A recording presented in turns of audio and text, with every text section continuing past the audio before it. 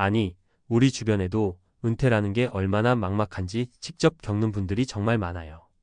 특히 30년 넘게 교단에 서 있던 교사가 60세에 은퇴를 하고 나서 한순간에 모든 걸 잃었다는 이야기를 들으면 나도 이럴 수 있겠다 싶어서 덜컥 겁이 나기도 하죠. 젊었을 때는 퇴직금도 있고 연금도 있고 조금 저축도 해놨으니 괜찮겠지라고 생각하잖아요. 저도 그랬거든요. 그런데 막상 은퇴가 코앞으로 다가오면 이제 월급이 없는데 이 돈으로 어떻게 살아가지? 부터 시작해서 걱정이 끊이지 않습니다. 문제는 이런 불안한 마음이 커지다 보면 당장 현금을 불려보겠다는 욕심이나 뭔가 새로운 일을 시작해야 한다는 조급함에 휩싸이기 쉽다는 거예요. 그러다 보면 합리적인 판단이 어려워지고 예상치 못한 곳에서 문제가 발생하곤 합니다. 오늘은 60세 교사 은퇴 후 인생 망했다.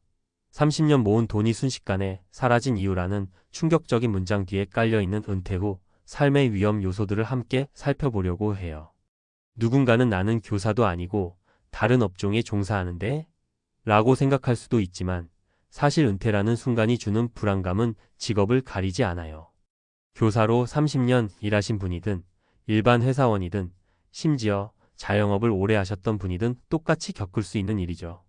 중요한 건 은퇴 후 삶을 어떻게 준비하느냐, 그리고 어떤 선택들을 하느냐입니다.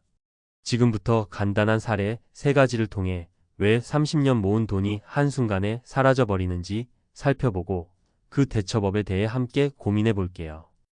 잘못된 투자 정보에 혹해버린 사례. 첫 번째 사례는 투자를 둘러싼 이야기예요.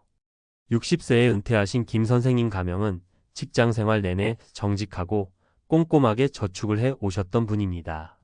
30년 모은 돈이 상당했죠. 문제는 은퇴 후 월급이라는 안정된 현금 흐름이 사라지니까 뭔가 한 방으로 돈을 굴려서 수익을 내야 한다고 생각하셨던 거예요. 주식, 부동산, 코인 요즘 세상에는 투자할 곳도 많고 주변에서 이번 종목 대박이야 같은 이야기가 끊임없이 들리잖아요. 김 선생님도 다른 사람들처럼 지인이 권유한 투자 정보를 덥석 물었습니다.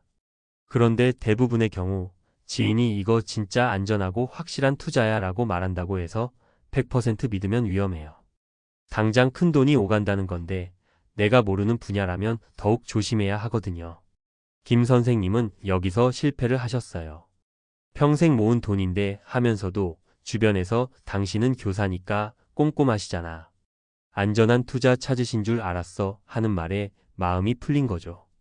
결국 투자금을 넣었는데 얼마 지나지 않아 상황이 급변했고 원금 회수도 어려워졌습니다. 그게 단순히 몇백만 원도 아니고 수억 원대였으니 타격이 어마어마했죠. 은퇴 자금이라는 건 평생의 결실이잖아요.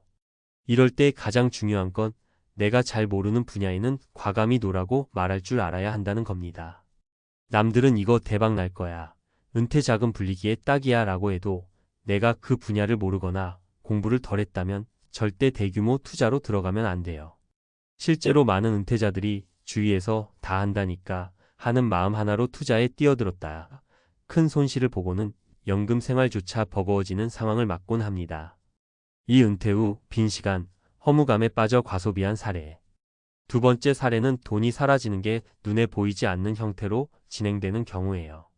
은퇴하면 좋기도 하지만 동시에 굉장히 많은 시간이 생깁니다. 교단에서 쉴 새 없이 아이들을 가르치고 시험지 채점하고 학부모 상담에 행정 업무에 정신없이 뛰어다닐 때는 일주일에 하루만 일하도 휴가였으면 좋겠다고 바라잖아요. 그런데 은퇴하고 나면 그 바랐던 휴가가 365일이 돼요. 이게 생각보다 외롭고 심심해서 견디기가 쉽지 않습니다. 하루 이틀은 이제 좀 쉬는구나 싶다가 시간이 길어지면 허무감이 몰려오죠.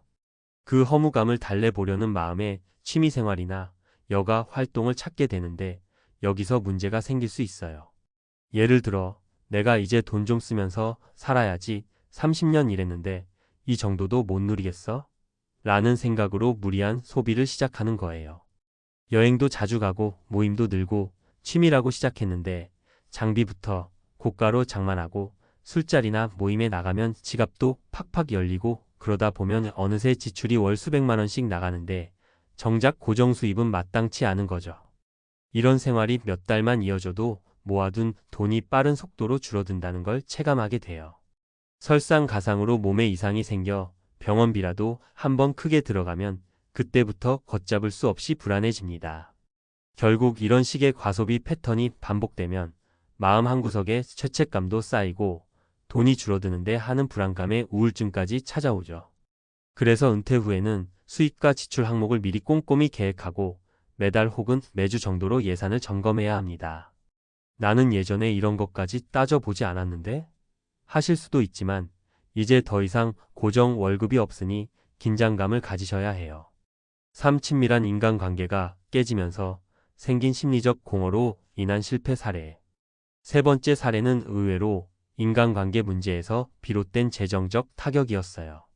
교사로 근무하다 보면 동료 선생님들, 그리고 학생, 학부모 등 주변에 늘 사람이 많아요.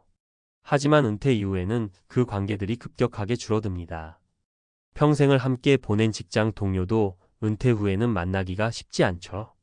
그동안은 매일 학교에서 얼굴을 보면서 함께 지내왔으니까 특별히 약속을 잡지 않아도 됐잖아요. 그런데 막상 퇴직하면 우선 연락 주고받는 것도 뜸해지고 상대방도 본인 생활이 바빠서 자주 못 만나기도 해요. 여기에 사회적으로도 은퇴자가 되면 스스로 위축되는 분들이 많습니다. 나는 이제 할 일 없는 사람인가? 싶어서 대인관계를 더 꺼리게 되고 소속감 자체를 잃어버리는 느낌이 드는 거죠. 게다가 대화를 나눌 상대가 적어지니 어디서 정보가 들어와도 검증받을 길이 없어요. 예전에는 동료 선생님들과 이야기를 주고받으면서 이거 좀 이상한데? 라든가 그건 좀 위험하지 않아? 같은 피드백을 쉽게 얻을 수 있었는데 이제는 혼자 결정해야 하는 순간이 많아집니다. 그러다 보면 가까운 친구나 가족이 살짝 이거 하면 돈 벌 수 있어 라고 말하면 금세 혹해서 결정하기도 쉽고 도리어 사기 비슷한 데까지 연결되기도 해요. 혹은 그 공허함을 메우기 위해 어떤 모임에 나갔다가 이상한 단체에 끌려들어가 고액의 회원비를 내버리기도 하죠. 문제는 이게 단순히 돈이 오가는 문제로 끝나지 않는다는 거예요. 인간관계가 깨질 때의 상실감이나 배신감, 그리고 그로 인한 스트레스가 훨씬 더 큰 후폭풍을 가져오거든요. 아, 은퇴해서 이제 친구도 없어, 돈도 없어, 나 혼자야 이런 생각으로 우울감에 빠지면 어떤 결정을 하더라도 삐딱하게 가기 쉽습니다. 그래서 은퇴 전부터 꼭 건강한 인간관계를 만드는 훈련이 필요해요.